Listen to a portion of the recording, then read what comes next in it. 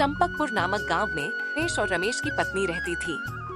रमेश काफी धर्म कर्म करने वाला इंसान था और वे गरीबों को समोसे फ्री में खिला दिया करता था। रमेश की पत्नी रोज रात में उसे झगड़ा करती क्योंकि वह गरीबों को फ्री में समोसे खिला दिया करता। हे राम, यह आदमी तो अपने सारे समोसे मुफ्त में ही दे देता है।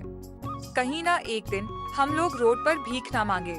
अरे ओ शीला, एक बात पे रोज रोज मुझसे बहस मत कर। रमेश जैसे ही अपने घर के बाहर निकलता है, उसका दोस्त श्याम आ जाता है। अरे ओ रमेश भाई, 1 महीने से ज्यादा हो गया, अभी तक तुमने उसे सेठ के पैसे तक नहीं दिए। अरे भैया, इस आदमी को लोगों को मुफ्त में समोसे खिलाने से फुर्सत मिलेगी तो ना ये कर्जदारों के पैसे देगा। हाँ भाभी जी, इसके सर पे राजा हरिश्चंद्र बनने का भूत जो सवार है।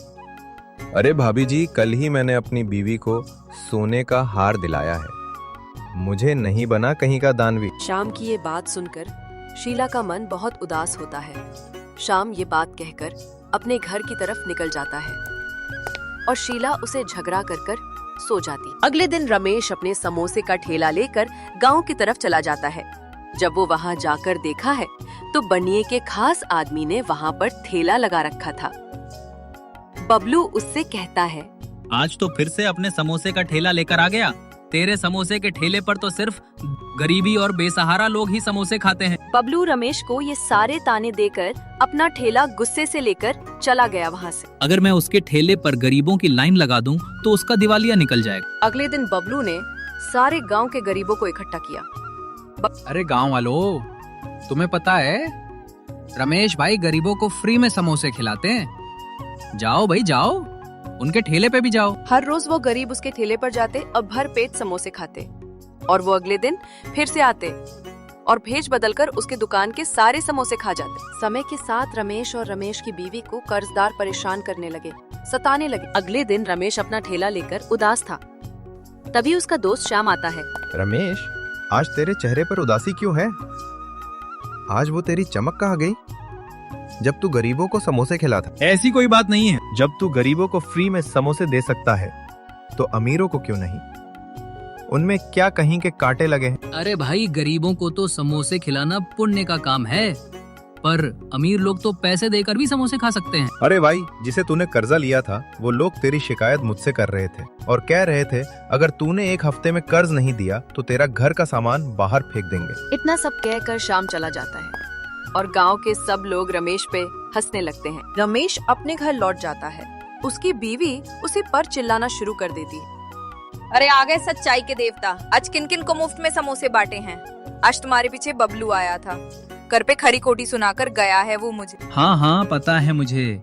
आज बबलू मेरी भी ठेले पर आया था। मेरी हालत तो ये सोचकर खराब हो रही है कि 1 हफ्ते में इतने सारे पैसे कहाँ से लेकर आएंगे। बस ये दिन देखना बाकी रह गया था। तुम्हारा बस चले तो तुम इस घर को भी बेचकर गरीबों को मुफ्त में समोसे खिला दोगे। अगले दिन रमेश गांव की तरफ निकल जाता है। मैं तो सिर्फ गरीबों को मुफ्त में समोसे खिला देता हूँ, ये सब भगवान मेरे साथ ही क्यों करता है? तभी रमेश के ठेले पर एक बूढ़ा इंसान आता है। बेटा, मैंने तुम्हारा नाम सुना है कि तुम गरीबों को मुफ्त में समोसे खिलाते हो। मैं भी 3 दिन से कुछ नहीं खाया, क्या तुम मुझे समोसे खिला सकते हो? मेरे पास कुछ देने के लिए पैसे तक भी नहीं। अरे बाबा, आज तो मैं आपको कुछ नहीं खिला सकता क्योंकि मुझे कर्जदारों को जो पैसे तो देने हैं। अगर मैंने उन्हें 1 हफ्ते के अंदर पैसे नहीं दिए तो फिर वो मेरा घर का सामान बाहर फेंक देंगे और मेरा घर मुझसे छीन लेंगे। भिखारी के हाथ में जो कटोरा होता है वो रमेश को दे देता। चलो ठीक है बाबा, आप मुझे कटोरा दे दो, मैं आपको भरपेट समोसे खिला देता हूँ। वो भिखारी धीरे धीरे सारे समोसे खा गया, पर रमेश उससे कुछ ना बोलता है। तभी सामने से बबलू आता है। आज तो फिर से गरीबों को समोसे खिला रहा है, तेरा तो भगवान ही मालिक है। अब अगले हफ्ते तुझे कर्जदार अपने हाथों ही पीटेंगे। रमेश अपना ठेला लेकर घर की तरफ निकल जाता है। आज तुम बड़ी जल्दी घर लौट आए। आज सारे समोसे भिखारी को ही दे दिए क्या? शीला, तुम मेरा दिमाग खराब मत करो। तुमसे ना बोलूं तो किससे बोलूं? अपना सर दीवार में मार लूं? अगले हफ्ते कर्जदार आ जाएंगे तो उनसे क्या बोलेंगे? तभी रमेश सारी बात शीला को बताता है। हे भगवान, तुमने तो हद कर दी। इतने सारे समोसे तुमने एक ही इंसान को खिला दिए। अरे मुझे क्या पता था कि वो इतने सारे समोसे खा जाएगा। मुझे तो लग रहा था कि वो 2 से 3 समोसे खाएगा, पर वो तो धीरे धीरे करके सारे ठेले के समोसे खा गया। खाना जरा वो कटोरा जो उस भिखारी ने दिया, मैं भी तो देखूं क्या बात है उसमें। रमेश उदास मन से वो कटोरा शीला के हाथ में देता है। अरे इस कटोरे में क्या है? टूटा फूटा और जंग लगा हुआ है ये तो, इसमें क्या ऐसी बात है? तभी ये सब कहकर शीला अपने कमरे में चली जाती है। एक हफ्ते बाद बबलू अपने साथ कर्जदारों को भी लेकर आता है रमेश के घर पर। अरे ओ रमेश, घर के बाहर निकल, कब देगा इन लोगों का कर्ज? एक हफ्ते से ज्यादा होने को आ रहा है, तूने अभी तक इन लोगों को कर्ज तक नहीं दिया।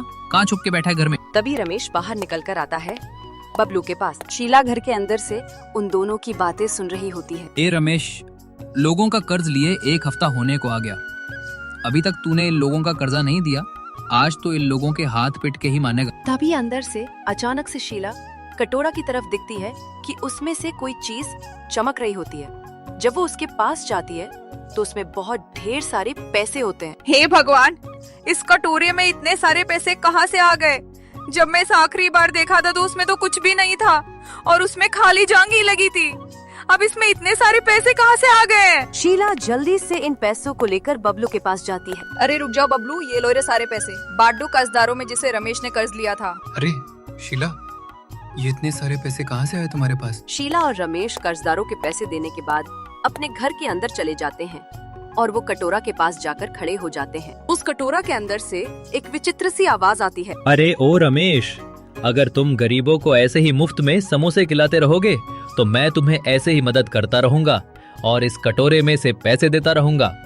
अगर जिस दिन तुमने लालच कर तो इस कटोरे में से पैसा आना बंद हो जाएंगे और तुम दोबारा से उसी अवस्था पर आ जाओगे, क्योंकि ये कटोरा लालची लोगों के पास नहीं रहता है। कुछ समय बाद जैसे उसे कटोरा ने रमेश को करने के लिए बोला, रमेश वैसा ही करता रहा, पर धीरे धीरे करते उसके पास उसका खुद का घर और उसका ठेला ठेले से बदलकर एक उसकी दुकान हो गई।